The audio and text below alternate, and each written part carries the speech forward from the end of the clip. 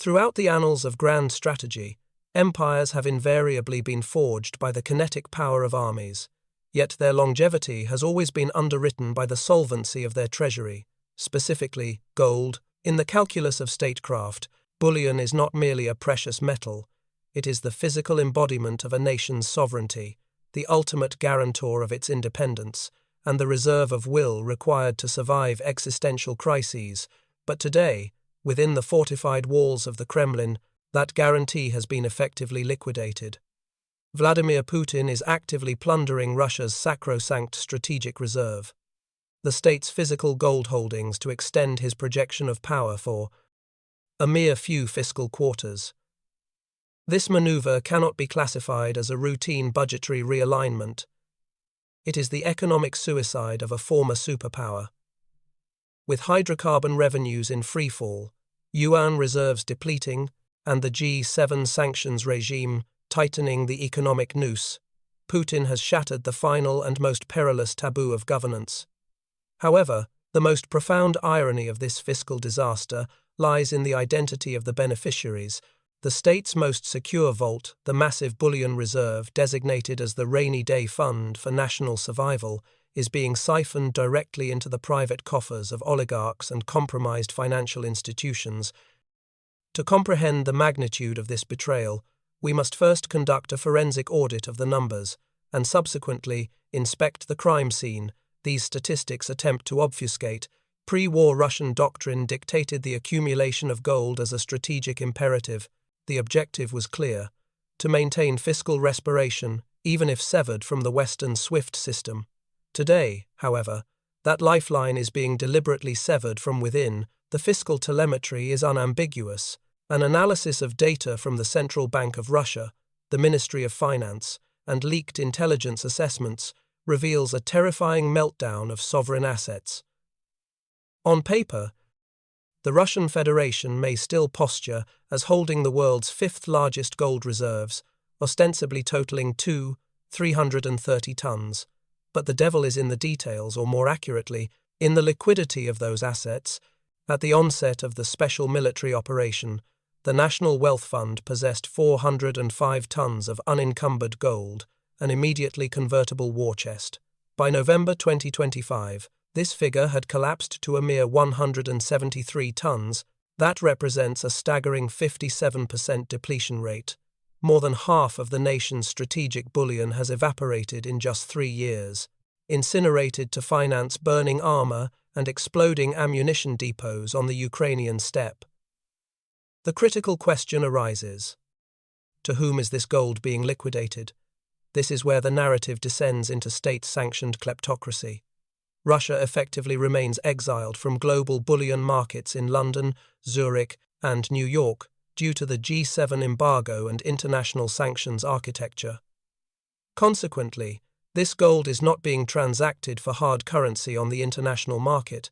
It is being cannibalized domestically. The Kremlin is engaging in an internal asset strip, transferring physical gold bars from the state treasury to state-controlled banks and the oligarchic elite operating in the shadows.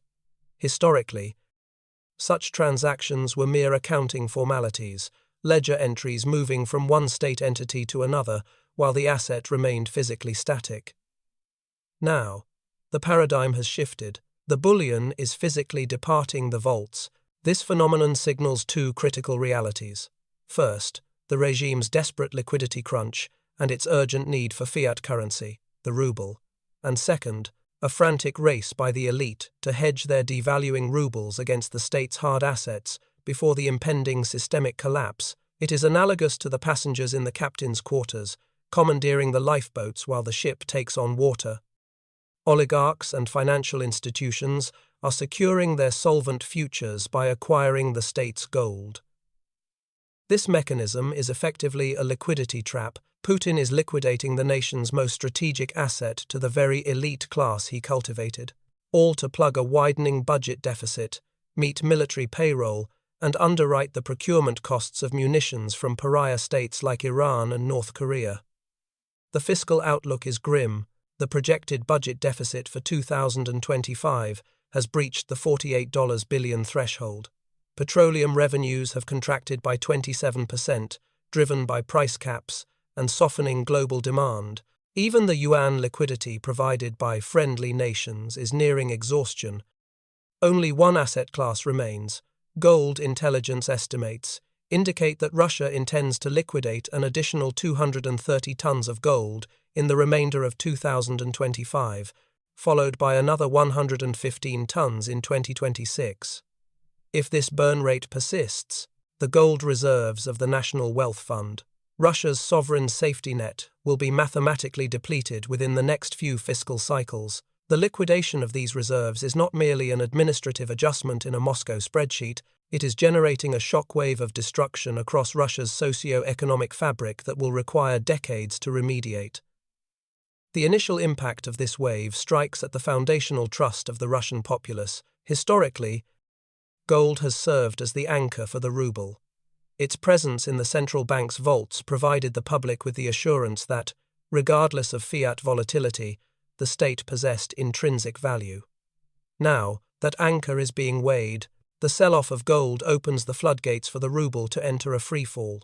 As reserves dwindle, the central bank's capacity to intervene during a currency shock or a new sanctions escalation is effectively nullified. For the average Russian citizen, this heralds the return of hyperinflation and the destitution reminiscent of the 1990 seconds.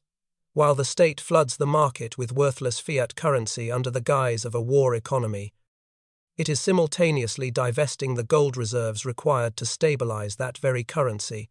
This is, in the truest sense, economic arson. Even more alarming is the function of this process as a wealth transfer mechanism. To whom is Putin selling the state's patrimony? Certainly not the proletariat. While ordinary citizens grapple with soaring food inflation and eroding purchasing power, they lack the capital to acquire sovereign gold. This bullion is destined for regime loyalists, state bank executives, and the Kremlin's inner sanctum. This constitutes the largest insider trading and looting operation in modern history.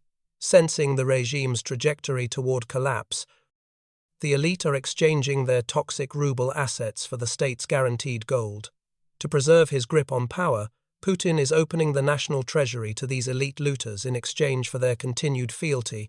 When the war concludes, or the regime fractures, the Russian people will hold worthless paper, while the oligarchs will emerge as the victors, holding tons of gold wealth that remains universally valid. This is a betrayal of the Russian state. Putin is mortgaging not just the present, but Russia's future. The societal reflection of this policy is chaos and deprivation. Gold reserves act as national insurance, stored for catastrophes, famines, and existential crises. Putin is cashing in this insurance policy to fund the operational expenses of an unwinnable war, to distribute combat bonuses, and to purchase Iranian missiles.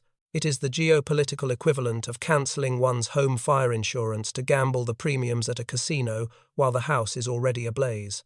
While the populace is sedated with narratives of Great Russia, the state's financial spine is being snapped. Regional reports indicate salary arrears, a halt in infrastructure projects, and the degradation of basic services. Why? Because the real money, the gold, is no longer invested in the public good, but consumed by the war machine and the parasites that feed upon it. This situation is lighting the fuse for a social explosion. When the Russian public realizes that under the banner of patriotism, their economic future is being stolen and transferred to a handful of oligarchs, the current silence will inevitably give way to fury, elevating the analysis from the streets of Moscow to the grand chessboard of global geopolitics. The fatal scale of Putin's miscalculation becomes stark. Why does a nation hold gold? Merely for economic hedging? No. For a nuclear superpower, gold equates to sovereignty. It is the sole guarantee of survival independent of the dollar, euro, or yuan. Examine the global balance of power. What are Russia's strategic rivals and ostensible allies doing? The People's Republic of China has been executing the most aggressive gold acquisition operation in its history over the last 18 months, filling its vaults to capacity. The rationale is clear: to insulate its financial independence against a potential Taiwan crisis or conflict with the West. China is hoarding, fortifying, and building strategic depth The United States remains the undisputed financial hegemon, sitting atop a massive reserve of 133 tons. So, what is Russia, a nation that perceives itself in this league of superpowers, doing? It is liquidating, while its strategic rivals are financially arming themselves. Putin is dismantling Russia's financial armor piece by piece. This is geopolitical suicide. A Russia devoid of gold reserves ceases to be a superpower. At best, it devolves into a raw material vassal for China. At worst, it becomes a bankrupt, nuclear-armed failed state. Putin's vision of a multipolar world has effectively evaporated with these gold sales. A state incapable of defending its currency and reserves cannot function as a global pole. With this maneuver, Russia has surrendered its financial destiny to external vectors, specifically the mercy of Beijing. China recognizes Moscow's desperation. Russia's liquidation of reserves and its cash-strapped status presents an unparalleled opportunity for China to reduce Russia to vassal status. More critically, this strips Russia of all non-nuclear strategic levers. A superpower's deterrence relies not only on its ICBMs, but on its economic resilience and financial depth. Putin is eroding this strategic depth, the very essence of statehood, for the sake of capturing a village in Ukraine or advancing the front line by a kilometer. This trajectory echoes the collapse of Tsarist Russia in 1917 or the Soviet implosion in 1990. As both empires fell, their treasuries were first depleted, their gold sold or looted. History is in a recursive loop. While Putin claims to restore Greater Russia, he is, in reality, returning it to the most defenseless, fragile, and impoverished state in its modern history. The transfer of strategic reserves into private pockets via internal sales is the definitive proof that the Kremlin is now operating not with the mindset of a state, but with the mentality of a criminal syndicate. A state may borrow to win a war, but a state does not plunder its own existential guarantee to prolong one. If it does, the war is already lost, and the leadership is merely financing its exit strategy. Gold, the legacy of millennia, the bedrock of empires, and today, a dream melting away in Vladimir Putin's hands. Every gram of bullion that departs the state coffers is not merely an economic loss, it is a fragment torn from Russia's sovereignty. Putin is gambling the national wealth accumulated by generations on a geopolitical casino table to extend his political survival by months, perhaps a year. At this table, the house always wins, but that house is no longer the Kremlin. While the oligarchs secure their gold and finalize their escape plans, only one reality remains for the Russian people: a bankrupt state, a worthless currency, and a stolen future. The opening of those vaults in November 2025 marks the moment the Kremlin effectively raises the white flag. When a leader begins liquidating the family silver, the end of the road is visible. The strategic message is clear. Russia is insolvent.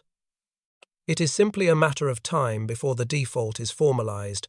What is your assessment of this situation? Please share your strategic analysis in the comments.